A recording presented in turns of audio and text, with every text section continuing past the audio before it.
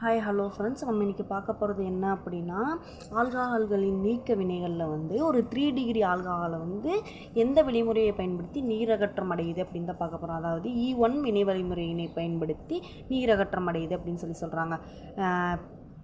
அதாவது E1 வினை வழிமுறை அப்படிங்கிறது என்ன அப்படின்னா, கார்பன் நேர அயனி உருவானதுக்கப்புறம் புரோட்டான் வெளியேறுது. பட் E2 அப்படிங்கிறது இல்லை, சேம் டைமில் வந்து வெளியேறிடுது அப்படின்னு சொல்ல வராங்க. ஒரு 3 டிகிரி ஆல்கஹாலை H2SO4 கூட வினைப்படுத்தும் போது இந்த O வந்து இந்த H அப்ரோச் பண்ணும்போது OH2 வந்து ஒரு புரோட்டான் ஏற்றம் அடைந்திருக்கும். அப்போ ஆக்சோனியம் அயனி பிரிகை விட்டு கார்பன் நேர இந்த ஆக்சோனியம் அயனி பிரிகை விட்டுறதுனால கார்பன் நேரயனி கார்பன் கேட்டையன் வந்து உருவாயிருக்கு.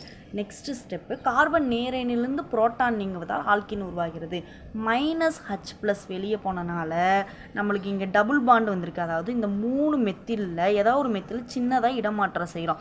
அப்போது இந்த H வந்து வெளியே போகலை. இதில் இந்த பாண்டில் வந்து இந்த இடத்துல இருக்கிறது இந்த எலக்ட்ரான் வந்து Hஓடது. அப்போது அது இந்த எலக்ட்ரானை கொடுத்துட்டு -H+ வெளியே போகுது அப்படின்னு சொல்கிறாங்க. அப்போ இந்த பாண்டு வந்து இங்கே வந்துடும்.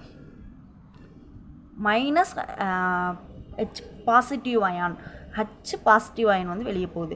CH3 double bond CH2 CH3, அதாவது 2-மெத்தில் ப்ரோப் 1ஈன் அப்படிங்கிறது நம்மளுக்கு ப்ராடக்டாக கிடைக்கிது அப்படின்னு சொல்ல வராங்க. தேங்க்யூ.